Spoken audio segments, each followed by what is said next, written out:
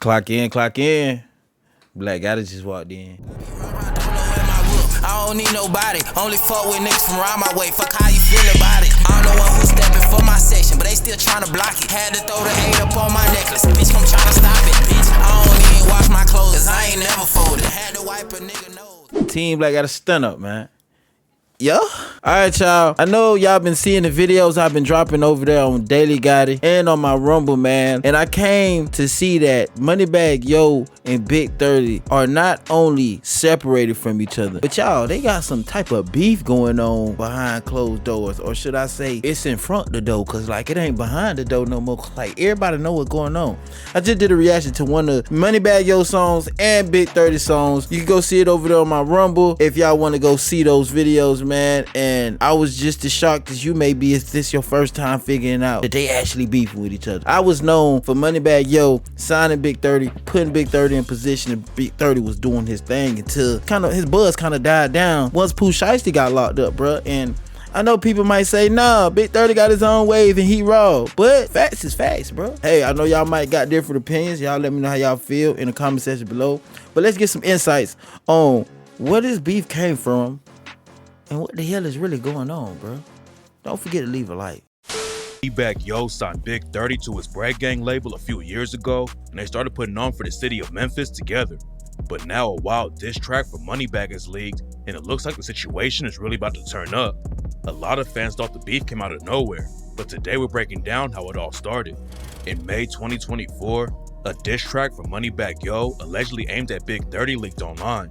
Moneybagg aired Big 30 out for losing his momentum in the rap game, allegedly having a gambling addiction, and way more. And he started out the track rapping, "I want everybody to win. If I sign you, I'm letting you in. What I'ma hold a nigga back for? The fans gon' feel who they feel." Then Moneybagg accused Big 30 of trying to go behind his back and said, "Try to go make a move behind my back? Let's wake it up, be for real. Talking about I stole, I ain't hurting for nothing.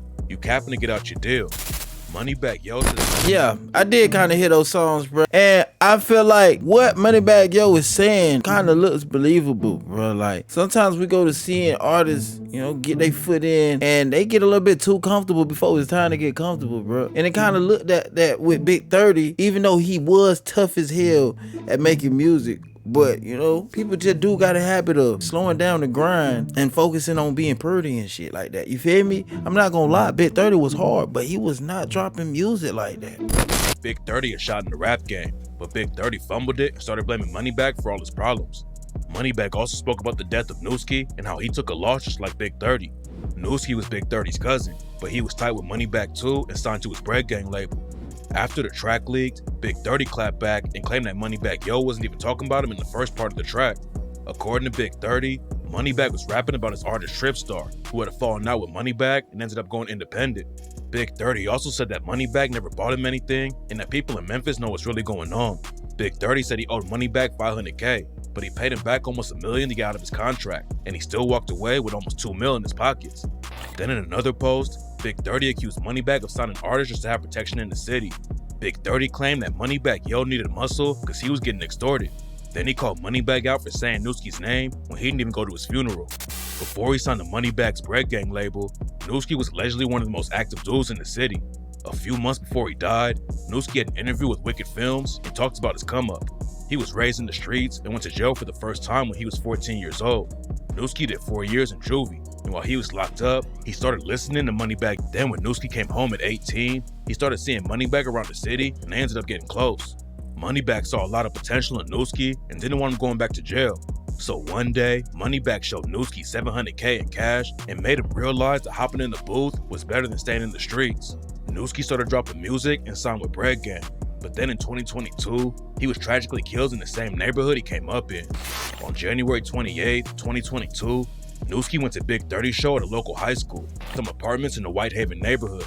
It's not clear what really happened, but someone shot Nuki several times and he was already dead by the time paramedics rode up to the scene. Nuki was a huge loss for Moneybagg Yo and Big 30. Before Nuki signed with Moneybagg, Big 30 had already been on the rap grind for a few years. Big 30 came up on the south side of Memphis with his homie Pooh Shiesty, and before they hopped in the booth, Big 30 and Shiesty started a crew called Choppa Gang and were running the streets. Big 30 hopped off the porch early and ended up getting kicked out of school. He didn't have a lot of options in the city, so he linked up with Pooh Shiesty to make Choppa Gang and started hustling for real. Choppa Gang was getting bigger and bigger, and Big 30 already had a name in the streets before he started music. Eventually, Pooh Shiesty and him decided to hop in the booth, but they still had both feet in the trenches, and in 2018, Big 30 got hit with reckless endangerment and possession of a weapon. Big 30 came home and decided to go even harder with the music though, and that's when he linked up with Moneybagg Yo through his cousin Nuki. Big 30 and Pooh Shiesty already had their names buzzing with their Choppa Gang crew, but linking up with Moneybagg was a huge win.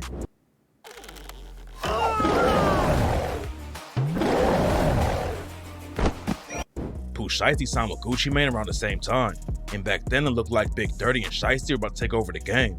Getting deals didn't help him stay out of trouble though, and in 2020, both of them ended up getting arrested. Pooh Shiesty went down for a robbery and shooting that happened in Florida, and Big 30 got caught traveling across the state lines with $17K in cash, a Glock 40, promethazine, codeine, and weed. Big 30 was having some industry drama around the same time. Before Pooh Shiesty and him both got arrested, Big 30 posted a photo of him, Pooh Shiesty, and Gucci Mane on IG. Pooh Shiesty showed love in the comments, but Gucci Mane wrote, "Cap, stop posting me, dude. We met once." Big 30's closest homie was signed to Gucci, so the situation was looking awkward to everyone on the outside. Then Big 30 clapped back and claimed that Gucci was just mad because Big 30 didn't sign with him too. Luckily, they were able to squash the beef and move on. They even collaborated together on the track Shit Crazy, not long after they started beefing to prove to fans they were on good terms. It looked like Gucci wanted to sign Big 30 at the same time he signed Pooh Shiesty, but Big 30 already had a deal with Moneybagg Yo and wasn't trying to get out of it back then. Fans thought Big 30 and Pooh Shiesty were about to be running the game together, but then Shiesty got locked up and went down for 5 years. According to Moneybagg Yo, Big 30 should have been on his grind even harder after his homie got locked up, but instead he took his foot off the gas and fumbled the bag. On the diss track, Moneybagg raps, "You're the one did that fake shit. I stood there, nigga. How the fuck am I wrong? Posted went even harder when Shiesty got locked, but it's like you stopped putting on." Big 30 definitely lost a lot of momentum after Pooh Shiesty got locked up. They were pushing each other to go hard in the booth and were racking up millions of views every time they dropped. Big 30 was featured on Pooh Shiesty's track Neighbors, which made it to number 51 on the Billboard chart. Later that same year, Big 30 also dropped his debut mixtape, King of Kill Branch, which had appearances from some of the biggest names in rap like Lil Durk, Future, Quavo, and Offset. Even after Pooh Shiesty got locked up, Big 30 and Pooh's cousin Big Scar were both featured on the 2022 XXL freshman class list. Big Scar was also signed to Gucci Mane, and fans thought they would keep the wave going while Pooh Shiesty was locked up. But sadly, Big Scar ended up dying from a drug overdose, and Big 30's career never really went anywhere after that. But then Big 30 really slowed down and started falling off. He used to be one of the hottest rappers in the city, but now it's been a long time since one of his new tracks even hit a mill on Spotify. And according to Moneybagg Yo, Big 30 wasn't even buying his own ice while he was blowing up in the game. On the diss track, Moneybagg raps, "I'm the same nigga went to Johnny Dang, spent 50K on a new set, just to give you my old shit. How the fuck you gonna let something foul come out your mouth about me, nigga?" Big 30 clapped back again on Facebook and said that the only thing Moneybagg ever gave him was a cheap ass Cardi. Big 30 said he's been getting money since he was 18 and never needed somebody else to take care of him, so he definitely wasn't gonna give Moneybagg any credit. Then he clowned Moneybagg for only wearing drip if Lil Baby had worn it first and called Lil Baby his father. Fans thought Big 30 and Moneybagg Yo were gonna do big things together, but this isn't the first time Moneybagg had a major falling out in public. I ain't gonna lie, that makes you like kind of think like, do you really want to do stuff for people? Like, bro, calling the Cardi cheap is crazy. Like, bro, your Cardi's not cheap, brother.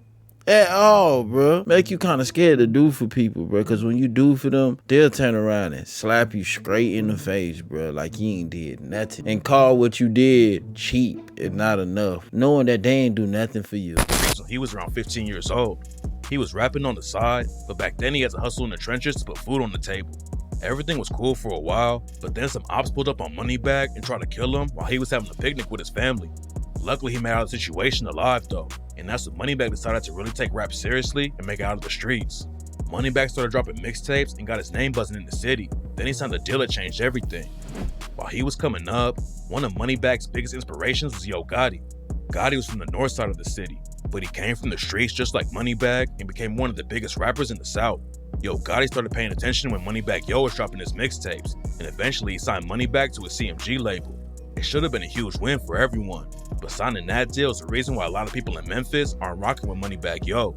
The north and south sides of Memphis have had issues for years. and a lot of people thought Moneybagg Yo was turning his back on his own people when he signed to Yo Gotti. Back when he was neck deep in the trenches, Moneybagg was part of a crew called Young Mob and was tight with a dude named Stupid Duke. But after Moneybagg signed with Gotti, Stupid Duke and a bunch of other dudes from the South Side stopped rocking with him. And it wasn't just some rap beef that caused the fallout. It turns out that Yo Gotti had deadly beef with Moneybagg's old homies. Back in 2010, a dude from Young Mob named OG Boo Dirty was beefing with Yo Gotti, and they got into an argument outside of a nightclub. Someone jumped in to break it up, and that's when OG Boo Dirty allegedly punched the dude, and both sides started letting off shots. One person was tragically killed that night, and after that, the beef between Young Mob and Yo Gotti was on site. Moneybagg Yo was even in the video for OG Boo Dirty's diss track against Yo Gotti. So when Moneybagg switched sides, a lot of people were calling him a sellout. Even Moneybagg's dad hopped on social media and started hating on him. But Moneybagg said that everyone who was hating on him just couldn't see his vision.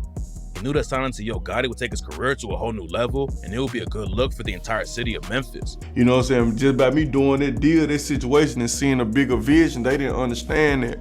You know what I'm saying? They ain't understand like the opportunity, you know what I'm saying? Like, it is like, bigger for you to make millions, like, it's bigger than this shit, bro. Plus, according to Moneybagg, the dudes that were hating on him never did anything to help him or his career. If you was more loyal, if you showed me more loyalty, if you showed me more, you know what I'm saying? Like, if you was with me before all that, maybe I would have thought about it and been like, hold up. But really, I just felt like I was already, like, it was just me anyway.